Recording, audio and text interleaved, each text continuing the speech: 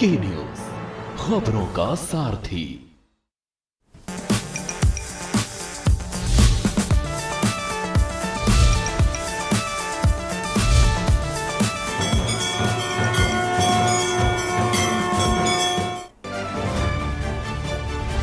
मुख्यमंत्री पुष्कर सिंह धामी का दिल्ली दौरा, बीजेपी प्रत्याशी हर्ष मल्होत्रा के नामांकन में हुए शामिल, रोड शो करके मांगे वोट।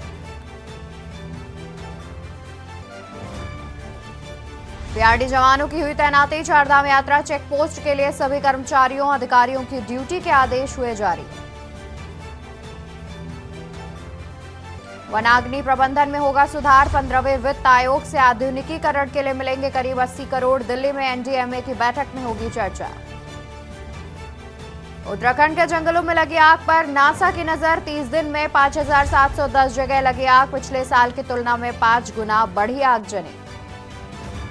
तापमान बढ़ने से धधक उठे उत्तराखंड के जंगल, एक ही दिन में रिकॉर्ड 68 जगह लगी आग, रिहायशी इलाकों तक पहुंची।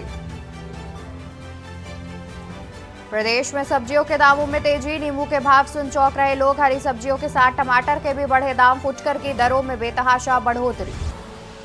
आप देख रहे हैं की न्यूज, का सारथी। नमस्कार, मैं हूं आपके साथ अवंतिका अवस्थी और आप देख रहे हैं की न्यूज इंडिया। हम बात करेंगे उत्तराखंड खबरों की।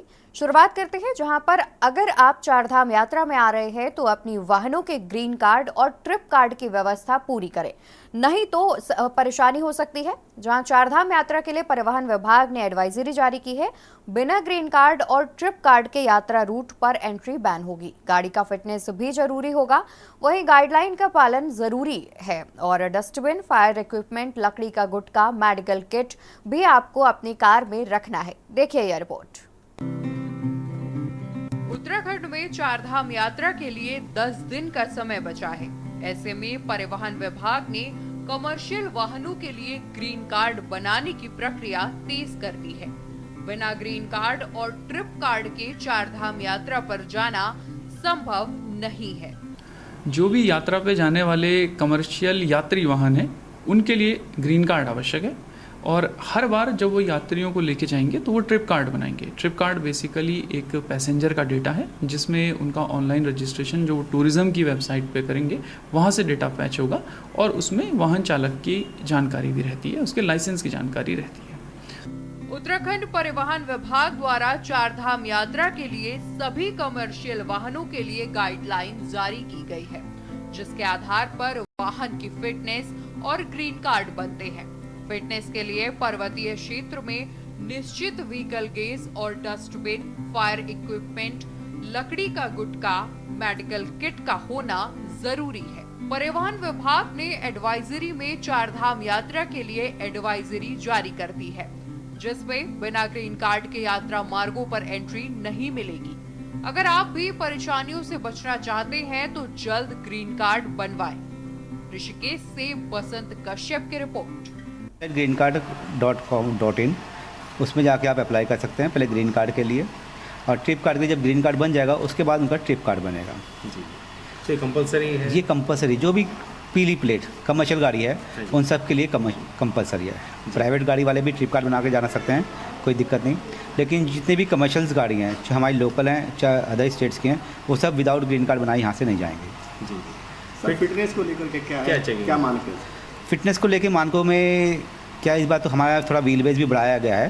पहले हमारे यहाँ 42-25 या 4300 व्हील बेस होता था, अब हमारे यहाँ 4500 व्हील बेस तक की गाड़ियों को अनुमति दे दी गई है।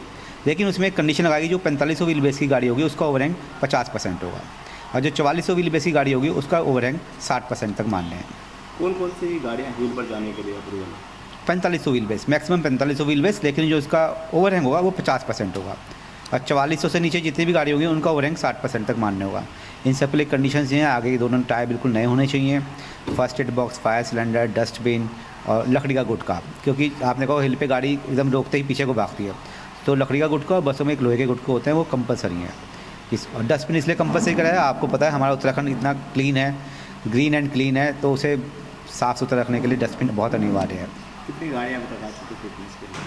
हमने 350 ग्रीन कार्ड बना चुके अभी तक, लेकिन अब डे बाय डे बढ़ते जाएंगे ग्रीन कार्ड, क्योंकि अब 10 दिन बाद यात्रा शुरू हो जाएगी, तो ग्रीन कार्ड बढ़ने की पूरी। शुभ नाम बोलिए। Romesh Agrawal, RI Rishikesh office.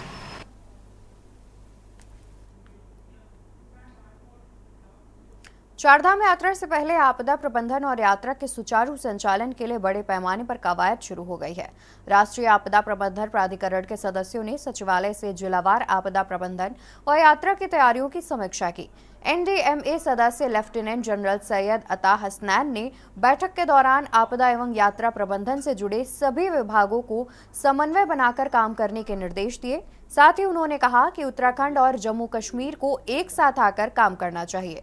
सुबह 9:30 बजे से दोपहर 1 बजे तक एनडीएमए प्रतिनिधियों ने सेना, आईटीबीपी, एसजी, हेल्थ, परिवहन समेत विभिन्न विभागों के साथ टेबल टॉप एक्सरसाइज की। इसमें यात्रा के दौरान भीड़ प्रबंधन, यात्रियों को मेडिकल इमरजेंसी, बस दुर्घटना, बाढ़, भूस्खलन, मौसम संबंधी अलर्ट मिलने की कार्यवाही की कार्य योजनाओं की समीक्षा की गई।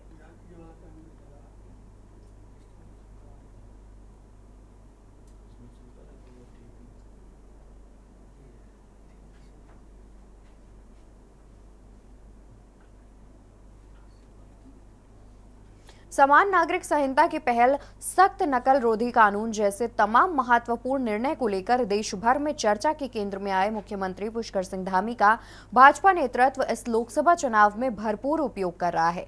मुख्यमंत्री अगले एक सप्ताह तक बंगाल, दिल्ली, उत्तर प्रदेश, झारखंड जैसे राज्यों में पार्टी प्रत्याशियों के समर्थन में एक के बाद एक चुनावी रैलियां संबोधित कर रहे हैं। मुख्यमंत्री के स्टार प्रचारकों में शामिल हैं और उत्तराखंड में लोकसभा चुनाव के लिए मतदान प्रथम चरण में संपन्न होने के बाद भाजपा नेतृत्व ने उन्हें अन्य राज्यों के मोर्चे पर लगाया है।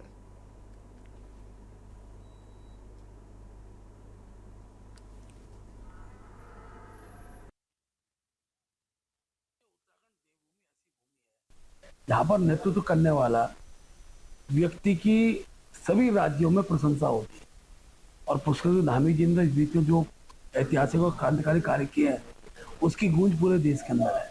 तो शायद उसमें आता है, चाहे समान नागरिक संहिता का विषय हो, चाहे नकल विरोधी अध्यादेश का विषय हो, जबरन जो भू अतिक्रमण हो रहा था उसको रोकने का विषय हो, एक क्रांतिकारी कदम ही है। और इससे प्रेरित होकर देश भर के अनेकों राज्यों के लोग हमारे माननीय मुख्यमंत्री जी को आमंत्रित कर रहे हैं। अनेकों लोकसभाओं के जो प्रत्याशी उनको निमंत्रण मिला है। कल माननीय रक्षा मंत्री राजनाथ सिंह जी के नामांकन का रहना हुआ, डॉक्टर चटर्जी हमारी सह प्रभारी रही हैं, आज उनके नामांकन में है। तो मैं कह सकता हूँ कि पूरे देश के अंदर पुष्कर सिंह धामी जी की डिमांड बढ़ेगी और ये हम सबके लिए गौरव की बात है। इस्कॉन संस्था की ओर से श्री राधा बाके बिहारी के भव्य मंदिर के निर्माण के लिए भूमि पूजन समारोह रखा गया और इस कार्यक्रम में बतौर मुख्य अतिथि कैबिनेट मंत्री गणेश जोशी ने शिरकत की। मोतरोवाला स्थित दूधली रोड पर बनाए जा रहे प्रस्तावित भव्य मंदिर का निर्माण 50 करोड़ की लागत से किया जाएगा और इस मौके पर गणेश जोशी ने कहा कि भूमि पूजन अवसर पर उन्हें परम पूज्य गोपाल कृष्ण स्वामी का भी आशीर्वाद प्राप्त हुआ है। इस्कॉन सोसाइटी द्वारा हमारे धर्म संस्कृति को भी संरक्षित करने का काम किया जा रहा है। भारत ही नहीं बल्कि कई देशों में इस्कॉन सोसाइटी के करीब 150 से अधिक मंदिरों में स्थापना की गई। उन्होंने कहा कि अब तो अयोध्या में प्रभु राम के मंदिर की स्थापना के बाद समूचा देश राममय हो गया है और शीघ्र ही मथुरा व काशी की बारी है। उन्होंने इस दौरान संस्था के सभी पदाधिकारियों, सदस्यों को शुभकामनाएं भी दी हैं।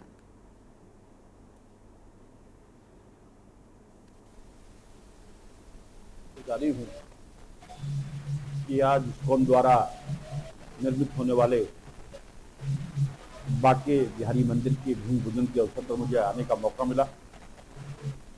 इस अवसर पर परम पूज्य संत गोपाल कृष्ण गोस्वामी जी और संतों का आशीर्वाद भी मिला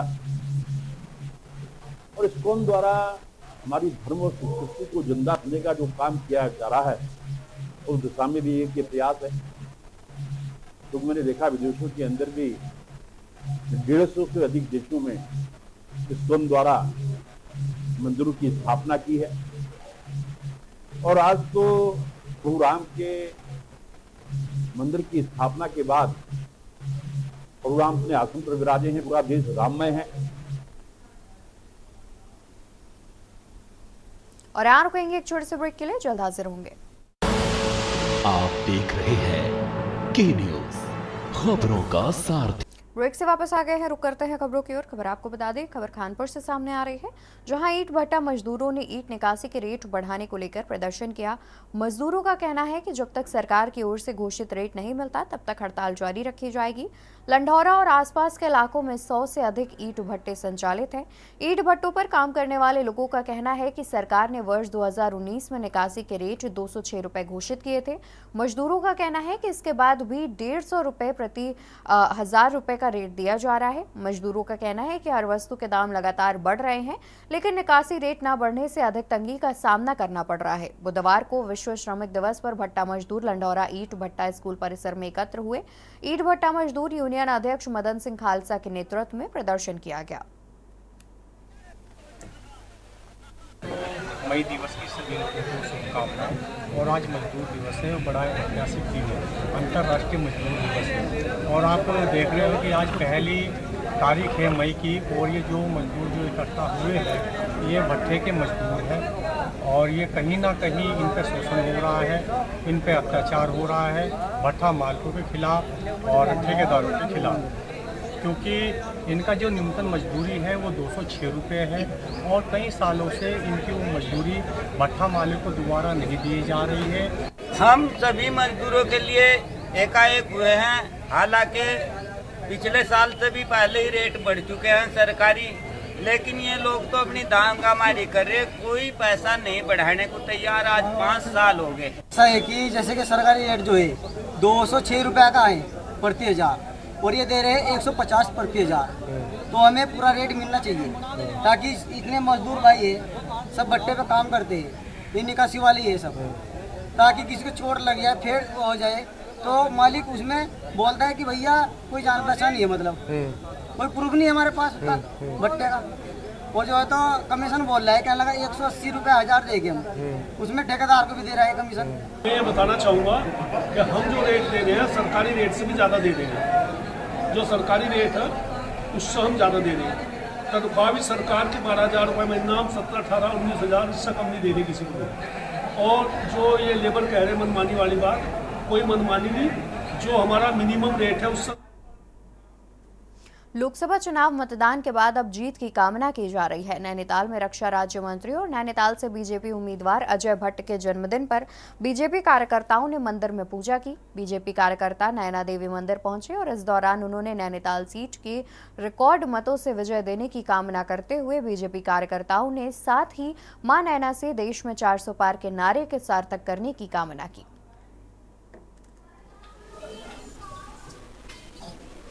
माँ नैना देवी से प्रार्थना की कि माननीय अजय भट्ट जी निरोगी रहें, स्वस्थ रहें, दीर्घायु रहें, और इस देश में जो चुनाव हुआ है उसमें जो नैनीताल के चुनाव हुआ है पिछली बार से भी अधिक रिकॉर्ड मतों से जीतें, और अब की बार 400 पार के नारे में वो शामिल हों और इस नारे को सार्थक करें। माँ से ये प्रार्थना की है।